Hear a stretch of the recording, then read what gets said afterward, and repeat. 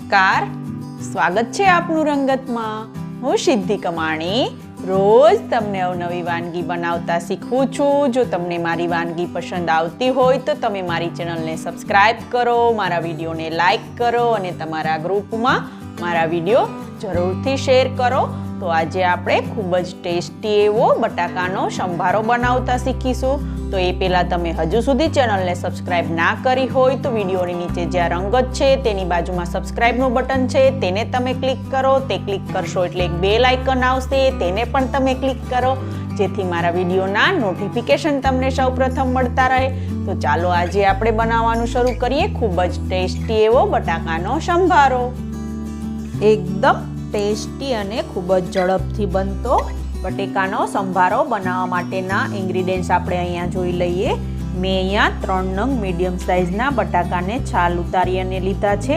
આપણે 2 ચમચી તેલની જરૂર પડશે એટલા માટે મેં અહીંયા તેલ લીધું છે। 1 ચમચી ધાણા જીરું પાવડર, 1 ચમચી નમક, અડધી ચમચી મેથીનો અધકચરો વાટેલો પાવડર લીધો છે, ચપટી હિંગ અને 1 ચમચી રાઈ લીધી છે। તો ચાલો આપણે બનાવવાનું શરૂ કરીએ ખૂબ જ ઝડપથી બનતો બટાકાનો સંભારો।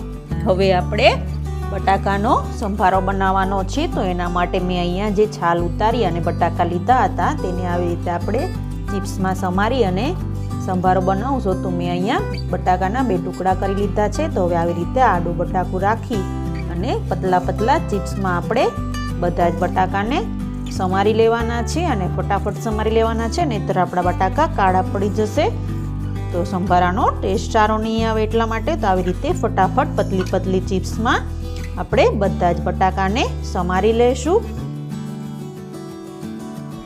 અહીંયા મેં બટાકાને ચિપ્સમાં સમારી લીધા છે। તો હવે આપણે આગળની પ્રોસેસ કરી લઈશું।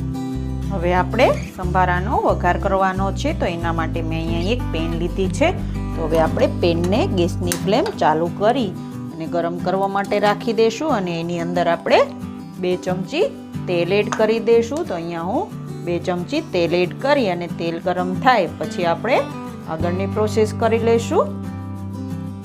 અહીંયા આપણું તેલ ગરમ થઈ ગયું છે તો તેલની અંદર અહીંયા આપણે જે 1 ચમચી રાઈ લીધી હતી તે હું એડ કરી દઈશ અને અહીંયા મેં મેથી અધકચરી વાટેલી અડધી ચમચી લીધી હતી તે એડ કરી દઈશ અને બંને વસ્તુને વ્યવસ્થિત રીતે સંતળાઈ જાય તેવી રીતે તવીથા વડે તેલની અંદર મિક્સ કરી અને સાંતળી લેવાના છે જેથી સંભારાનો ટેસ્ટ ખૂબ જ મસ્ત આવે। તે કાચું ના રહે તે ધ્યાન રાખવું, કારણ કે રાઈ અને મેથી વ્યવસ્થિત રીતે સંતળાય પછી જ આપણે આગળની પ્રોસેસ કરવાની છે, નહીંતર સંભારાનો ટેસ્ટ સારો નહીં આવે। તો અહીંયા બંને વસ્તુ વ્યવસ્થિત રીતે સંતળાઈ ગઈ છે। તો હવે આપણે એની અંદર ચપટી મેં જે અહીંયા હિંગ લીધી હતી તે આપણે એડ કરી દઈશું અને અહીંયા મેં જે આપણે બટાકા લીધા હતા ચિપ્સ સમારીને તે આપણે એડ કરી દેવાના છે અને બટાકાને આપણે તેલની અંદર મિક્સ કરી લઈશું અને ગેસની ફ્લેમ મીડિયમ કરી અને આપણે સંભારાને પકાવવાનો છે જેથી આપણો સંભારો ખૂબ જ ટેસ્ટી અને ક્રિસ્પી બને। તો હવે આપણે આવી રીતે તવીથા વડે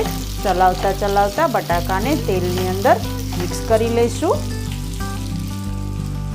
અહીંયા મેં બટાકાની ચિપ્સને મસ્ત રીતે તેલમાં મિક્સ કરી દીધી છે। તો હું તમને ઇન્ગ્રીડિયન્ટ્સમાં હળદર બતાવવાનું ભૂલી ગઈ હતી। તો અહીંયા આપણે અડધી ચમચી હળદર એડ કરી અને મિક્સ કરી લેવાના છે જેથી આપણા સંભારાનો કલર ખૂબ જ મસ્ત આવે। તો મેં અહીંયા અડધી ચમચી હળદર એડ કરી દીધી છે। તો હવે આપણે એને વ્યવસ્થિત રીતે સંભારામાં મિક્સ થઈ જાય તેવી રીતે ચમચા વડે ચલાવતા મિક્સ કરી લઈશું। અહીંયા હવે આપણે મેં હળદર અને બધું મસ્ત રીતે આપણા સંભારાની અંદર મિક્સ કરી લીધું છે। તો હવે આપણે જે નમક લીધું હતું 1 ચમચી તે એડ કરી દઈશું અને નમકને પણ મસ્ત રીતે સંભારાની અંદર આવી રીતે બધે જ લાગી જાય ચિપ્સની અંદર તેવી રીતે મિક્સ કરી લેવાનું છે અને આવી રીતે તવીથા વડે ચલાવતા જ આપણે સંભારાને પકાવશું જેથી બધી સાઈડથી મસ્ત રીતે ક્રિસ્પી આપણો સંભારો પાકી અને રેડી થાય। જો તમને મારી અવનવી વાનગી પસંદ આવતી હોય તો તમે મારી ચેનલને સબસ્ક્રાઇબ કરો, મારા વિડીયોને લાઈક કરો અને તમારા ગ્રુપમાં મારા વિડીયો જરૂરથી શેર કરો। તો આવી રીતે આપણે ગેસની ફ્લેમ મીડિયમ રાખી અને તવીથા વડે ચલાવતા સંભારાને પકાવવાનો છે જેથી આપણો સંભારો ખૂબ જ ક્રિસ્પી અને ટેસ્ટી બને। તો તમે પણ આ સંભારો ઘરે જરૂરથી ટ્રાય કરજો, તમારા ઘરના સભ્યોને ખૂબ જ ભાવશે, ખૂબ જ ટેસ્ટી બને છે આ સંભારો। તો તમે આ રીતથી ઘરે જરૂરથી સંભારો બનાવજો. હવે આપણે આવી રીતે ચલાવતા હજુ 2 થી 3 મિનિટ માટે ગેસની ફ્લેમ મીડિયમ રાખી અને સંભારાને પકાવી લેશું.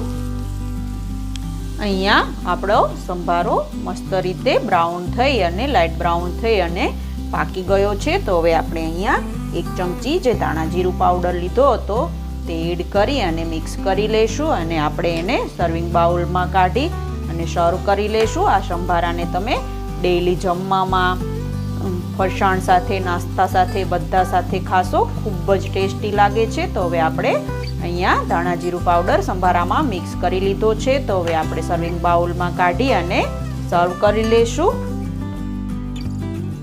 ખૂબ જ ટેસ્ટી એવો અને ઘરના સભ્યોને જરૂરથી ભાવે એવો બટાકાનો સંભારો અહીંયા તૈયાર છે.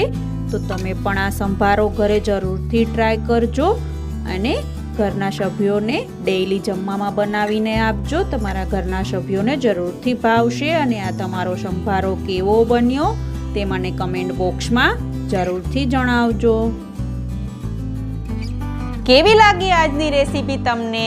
જો તમને મારી રેસીપી પસંદ આવી હોય તો તમે મારી ચેનલને સબસ્ક્રાઇબ કરો, મારા વિડીયોને લાઈક કરો અને શેર કરો.